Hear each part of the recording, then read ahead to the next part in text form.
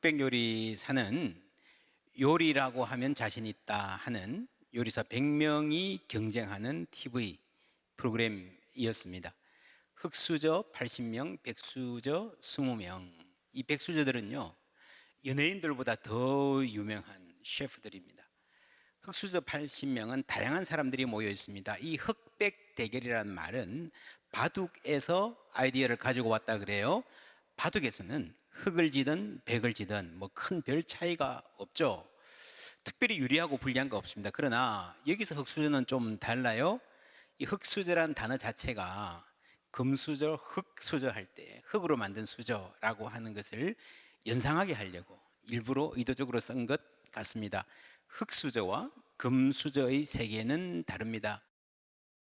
여러분, 미국이나 한국이나 세계적으로 서바이벌 게임이 인기가 굉장히 많습니다. 왜냐하면 이게 현실 세계의 축소판이라고 생각하기 때문입니다. 생존 경쟁이란 말이 있잖아요. 어떤 경쟁이에요?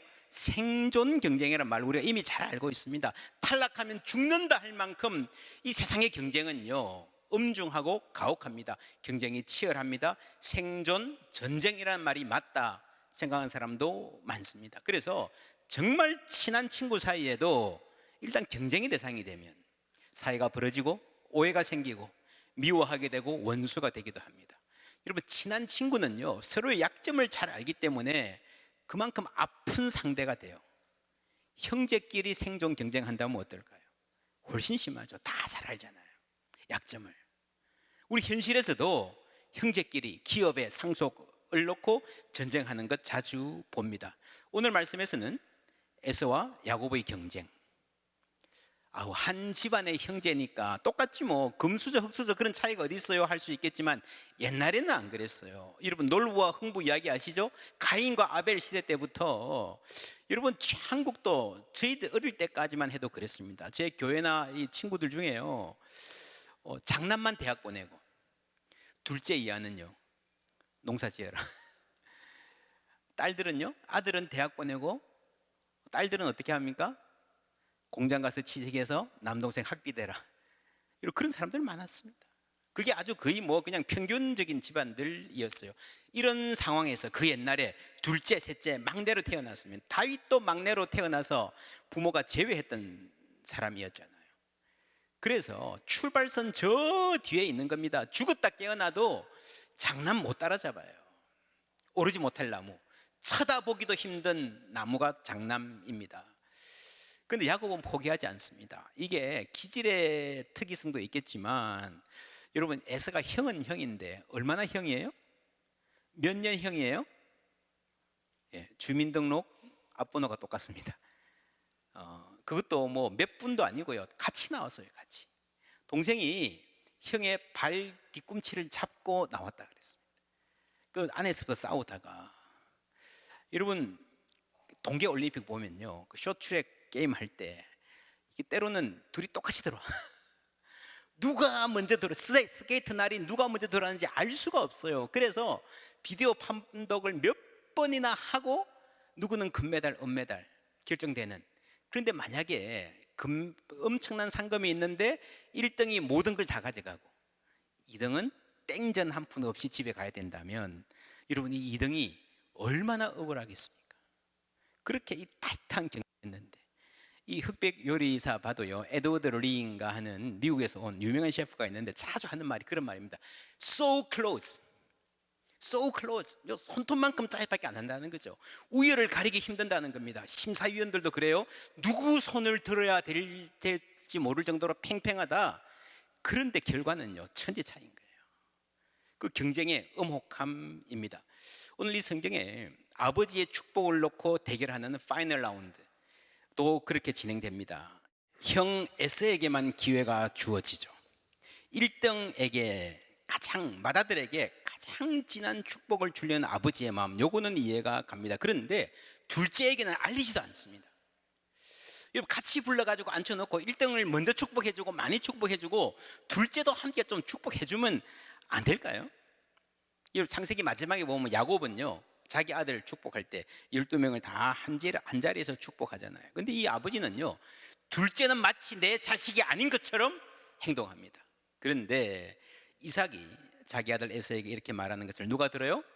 엄마 리브가가 엿듣습니다.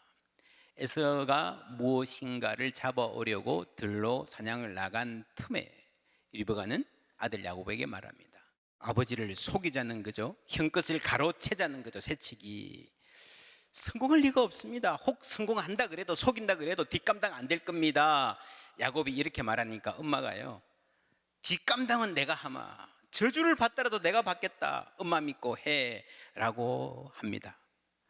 아빠는 큰 아들만 생각하고 둘째는 마치 내 아들 아닌 것처럼 행동했는데, 엄마는 반대로 작은 아들만 내 아들인 것처럼 그렇게 무리를 합니다. 이 지극한 편애가 갈등의 씨앗이죠. 이것은 어제 오늘의 일이 아니에요. 이 두 아들이 청소년 때의 모습. 두 아이가 자라 에서는 날쌘 사냥꾼이 되어서 들에서 살고, 야곱은 성격이 차분한 사람이 되어서 주로 집에서 살았다. 이삭이 에서를 사랑했는데, 여러분 보시면 이유가 뭡니까? 에서가 사냥해온 고기에 맛을 들이더니 에서를 사랑하였고, 리브가는 야곱을 사랑했는데 이유가 뭡니까? 이유가 뭐죠? 안 나오죠. 안 나옵니다. 그렇죠?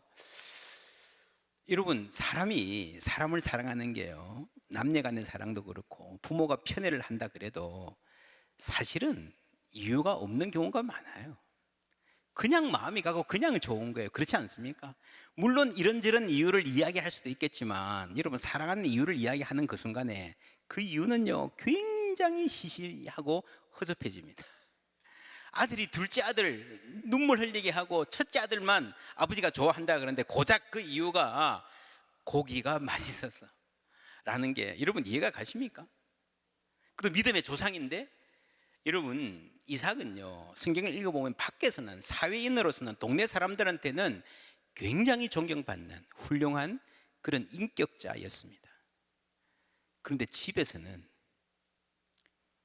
우리 아빠요, 에이, 우리 남편요, 에이, 말도 마세요. 그런 아빠 있습니까? 예. 그래도 우리가 혹 이 이삭 아버지를 변호해 줄 수 있다면 이렇게 할 수 있겠습니다. 고기가 좋아서 아들이 좋아졌는지, 아니면 아들이 좋아서 뭐라도 좋게 말해주고 싶어서 그 아들이 잘하는 거 하나 고기 핑계대고 그냥 말하다가 그게 마음이 굳어졌는지, 사실 고깃감이 될 짐승은요, 요리감이 될 짐승은 집에도 많습니다. 요리는 리브가가 더 잘하는 것 같아요. 어쩌면 아버지는 들을 활보하고 다니는 그 아들의 씩씩함이 좋았는지도 모르겠습니다. 이삭도 사실은 상당히 조용하고 소극적인 캐릭터였거든요. 내가 못 가진 것 갖춘 아들, 듬직했겠죠. 그 아들이 들에서 잡아온 사냥감 요리를 먹다 보면 벌판을 뛰어다니던 활기찬 모습이 눈에 보이는 듯 했습니다. 아들의 호탕한 웃음이 좋았고요, 굵직한 목소리가 마음에 들었을 거예요. 사냥하다가 이 흘린 땀, 몸에서 나는 그 땀 냄새조차도 향기롭게 느껴졌을 수도 있습니다. 그 큰아들의 어깨는 우리 집의 앞날을 보장하는 든든한 기초다 생각했을 것입니다. 그래서 아들이 가져온 이 요리를 먹는 순간에 이 아버지의 행복감은 최고조에 달했습니다. 행복이라는 거는요, 무엇이든 들어주고 싶고, 뭐 내가 줄 수 없는 거, 없는 거라도 뭐 주고 싶은 그런 마음이잖아요. 그래서 일생의 마지막 결정적인 축복을 주면서 그냥 해줄 수도 있겠지만, 이왕이면 가장 기쁜 마음으로 가장 좋은 상태에서 주고 싶은 거예요. 내 안에 있는 모든 좋은 것들을 전부 다 끌어모아서 큰아들에게 주고 싶은 거예요. 그래서 사냥을 해오라, 네 요리 좀 맛보자, 그렇게 했습니다. 그런데 그걸 엄마가 듣고 개입을 합니다.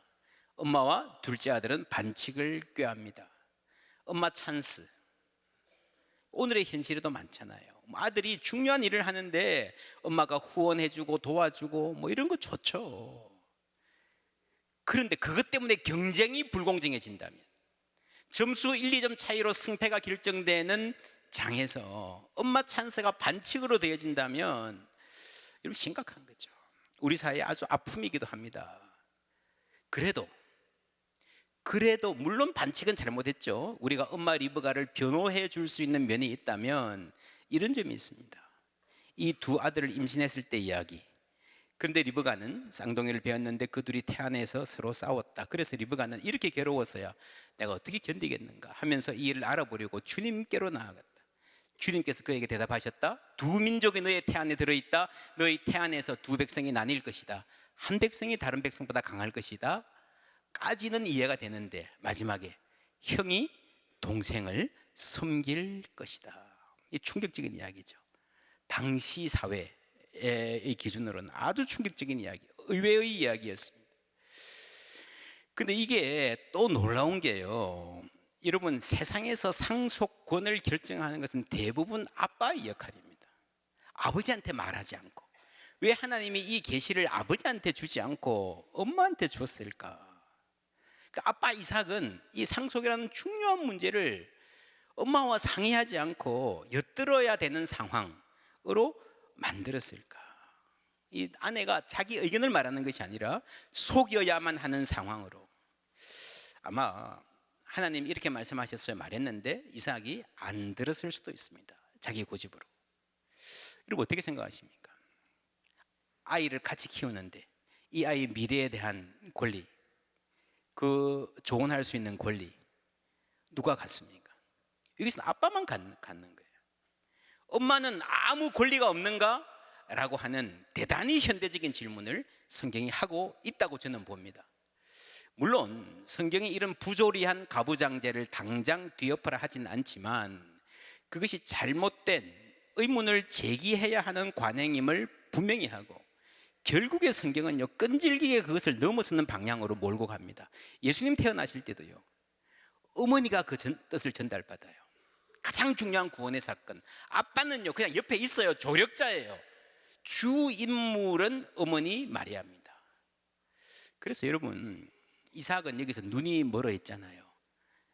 흑백 요리사하고 너무도 비슷하게 블라인드 테스트, 할 수 없이 블라인드 테스트가 되는, 그래서 에서가 아닌 야곱이 승리할 수 있는, 엄마의 뜻이 반영될 수 있는 틈이 생기는 거예요.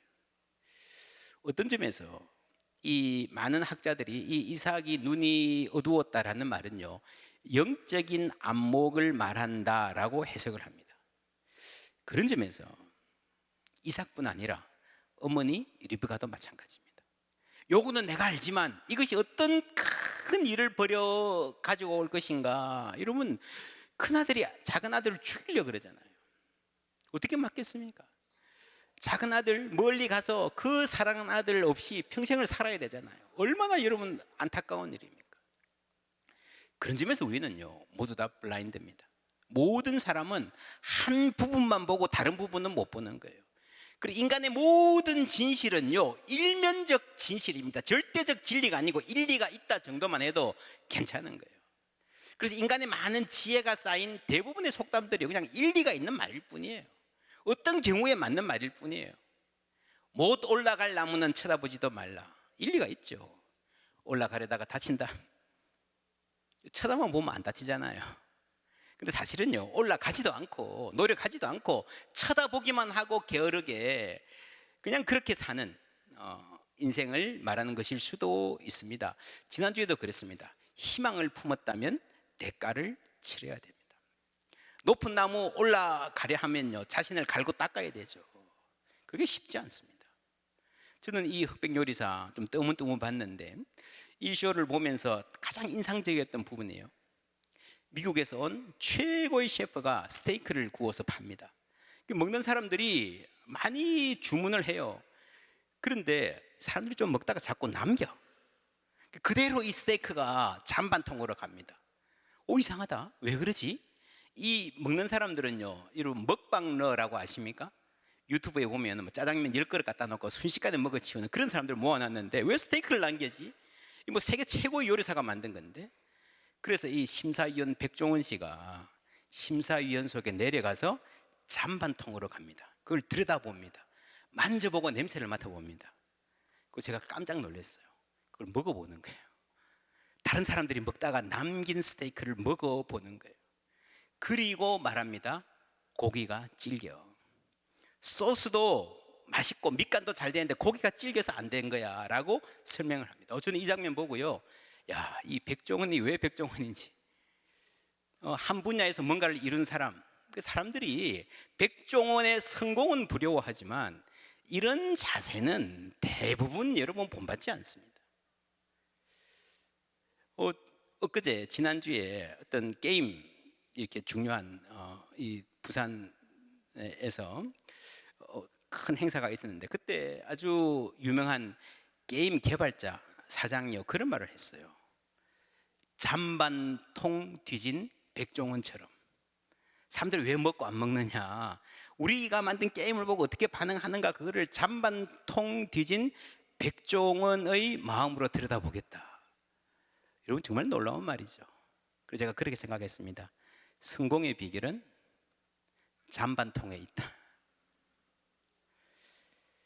여러분 올라가지 못할 나무는 쳐다보지도 마라. 만약에 쳐다보려면 안 쳐다보는 게 마음 편할 텐데 쳐다보고 올라가려면요 대가를 치를 준비를 해야 됩니다.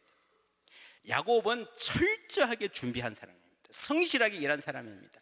자기 아버지 집에서 형한테 밀려서 차별을 많이 받았다 그러지만 이제 외삼촌 집에 가가지고요 외삼촌이자 장인인 이 라반한테 얼마나 여러분 서름 받는지요. 차별 시즌2가 시작되고 그 시즌2는 1하고 비교 안 될 만큼 혹독합니다. 우리 아버지가 나를 남의 자식 취급해 말로 그랬는데 진짜 남의 자식 취급이 뭔지, 세상이 얼마나 혹독한지 냉혹한지 뼛속같이 경험합니다. 그런데 놀라운 것은요 그 상황에서도 야곱은 꿈을 포기하지 않고 잔반통을 뒤지는 요리사보다 더한 열심으로 자기 일을 감당해냅니다. 못 올라갈 나무 쳐다보는 사람입니다.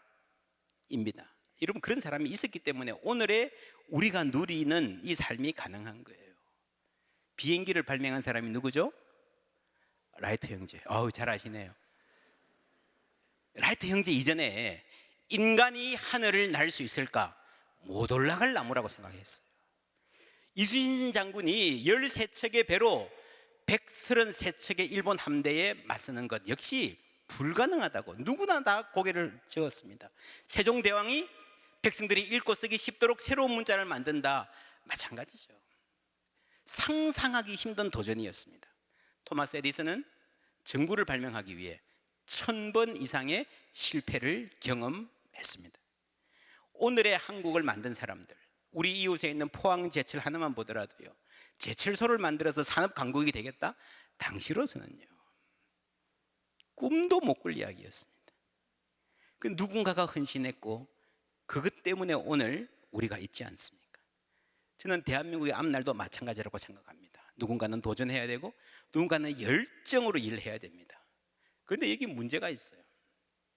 열심히 하는 건 좋은데 그게 과도하게 경쟁이 되고 전쟁이 돼서요 사람이 메말라갑니다. 사람이 상해갑니다. 관계가 떼어집니다. 엄마 찬스 이런 부모 찬스 반칙도 동원되고요. 그러니까 서로 불신하게 됩니다. 여러분 경쟁이 공정하지 않다 생각하면요 젊은이들이 자기를 개발할 의욕이 상실되잖아요. 그래서 여러분 밝은 미래를 위해서는 공정한 경쟁 아주 중요합니다. 그것이 다가 아닙니다. 야곱이 에서의 칼날을 피해서 도망가던 중에 광야에서 하룻밤 잘 때의 일입니다. 창세기 25장에 나오는 말씀 함께 읽습니다. 어떤 곳에 이르렀을 때에 해가 저물었으므로 거기에서 하룻밤을 지내게 되었다. 그는 돌 하나를 주어서 베개로 삼고 거기에 누워서 자다가 꿈을 꾸었다. 그가 보니 땅에 층계가 있고 그 꼭대기가 하늘에 닿아 있고 하나님의 천사들이 그 층계를 오르락내리락 하고 있었다. 오르지 못할 나무 정도가 아니라 하늘까지 닿은 사다리가 나옵니다. 올라갔다 내려왔다. 그렇죠? 이거 보고 야곱이 뭔 생각을 했을까요? 야, 내가 저만큼 높아지냐? 내가 이만큼 소중한 존재가 되는 거냐? 가슴이 뛰었을 거예요. 저 위에는 뭐가 있을까? 그걸 배우는 거예요. 근데 그 하늘 꼭대기에는요 뭐가 있는가 하면요 내 야망이 아닌 하나님의 꿈이 있습니다. 그 하나님의 꿈이 무엇인지 제가 읽을게요. 보라, 내가 새하늘과 새 땅을 창조하나니 이전 것은 기억되거나 마음에 생각나지 아니할 것이라. 이리와 어린 양이 함께 먹을 것이며 사자가 소처럼 짚을 먹을 것이며 뱀은 흙을 양식으로 삼을 것이니 나의 성산에서는 해함도 없겠고 상함도 없으리라. 여호와께서 말씀하시니라. 이리와 어린 양이 약자와 강자가 서로 존중하고 보듬어주고 함께 살아가는 세상, 그게 새하늘과 새 땅, 하나님이 꿈꾸시는 세상이라는 말입니다. 여러분, 마틴 루터 킹 목사님 아세요? I have a dream, 유명한 연설이죠. 이때 1960년대 미국에서는요, 흑인과 백인이 같은 버스를 타고 같은 학교에 다니는 것, 같은 식당에서 밥 먹고 같은 화장실을 쓰는 것, 상상도 못할 일이었습니다. 그런데 킹 목사님은 꿈을 꾸었습니다. 흑인과 백인이 나란히 손잡고 친구가 되는 꿈을 꾸었습니다. 흑수저의 아들과 백수저의 딸이 공정한 그라운드에 서는 꿈. 그렇죠? 그래서 역사가 또 한 발 전진하게 된 겁니다. 저는 이것이 하나님이 주신 꿈인 줄 믿습니다. 멋있게 경쟁하고 깨끗이 승복할 수 있는 장, 그리고 공정한 경쟁이 있음을 알기에 젊은이들이 자기를 개발하는 노력을 신나게 해나갈 수 있는 그런 사회, 그래야 여러분 창조성이 꿈틀대는 거예요. 잠재력을 꽃 피울 수 있는 거예요. 내가 열심히 사는 노력이 내 배만 불리지 않고 내가 누구보다 위에 올라서겠다, 그게 아니고 함께 잘 사는 사회를 만드는 데 기여해주는 사회. 그렇죠. 그래서 그것 때문에 더 열심히 노력하고 살아가는 사회. 그리고 경쟁을 하다 보면 나고 하는 사람이 있을 수 있습니다. 반드시 있습니다. 함께 품어주고 보살펴주는, 특별히 그들의 자존심을, 자부심을 잘 보호해주는 사회, 그러한 사회가 하나님이 원하시는 사회인 줄 믿습니다. 오늘 추수감사절입니다. 이 절기는 우리가 하나님께 감사하는 절기이며 동시에 하나님의 꿈을 우리의 삶으로 보여주는 절기입니다. 여러분, 이 감사절은요, 즐거워하는 날입니다. 어떻게 즐거워하는가 하면 함께 즐거워하는 거예요. 고아와 객과 과부, 약한 이들과 장애인들과 이민자들과, 여러분 아픈 자들과 가난한 이들과 눈물 흘리는 이들과 함께 즐거워할 때에 그 즐거움이 온전한 즐거움이 될 줄 믿습니다. 하나님께서 그 손으로 하는 모든 일에, 우리의 손으로 하는 모든 일에 복 주실 줄 믿습니다. 그것이 우리를 향한 하나님의 뜻입니다. 예수님 말씀하셨어요. 내가 온 것은 양으로 생명을 얻게 하고 더 풍성히 얻게 하려는 것이라. 하나님의 뜻은요, 단순한 생존이 아닙니다. 떨려나가지 않고 붙어서 살아남는 것, survival이 아니라 flourishing, 풍성한 온전한 삶, 온전히 즐거워하는 삶, 함께 즐거워하는 삶입니다. 우리가 맛있는 음식을 만들어서 서로 나누어 먹고 서로 축복하는 것도요, 그 풍성함의 일부예요. 하나님이 주신 큰 복입니다. 그런데 거기에 갈등이 있으면, 근데 거기에 서로 미움이 있으면 여러분 단 음식을 먹어도 쓰잖아요. 하나님이 그 위에 샬롬 주시기를 주님의 이름으로 축원합니다. 그게 추수감사절입니다. 함께 나눔으로 말미암아 함께 즐거워하고 그 즐거움이 온전한 즐거움이 되는 거예요. 에서와 야곱도 그것을 배워야 됐습니다. 내가 내 즐거움, 내 복, 내 손으로 쟁취하겠다. 그러다가 서로의 삶이 함께 더 망가져 갔습니다. 서로 죽일 듯한 갈등으로 치달았습니다. 근데 그게 끝이 아닙니다. 오랜 세월이 흐른 후에 이 흑수저 야곱과 백수저 에서 삶이 어떻게 되었는지 그 다음 이야기 우리 이어서 보시겠습니다.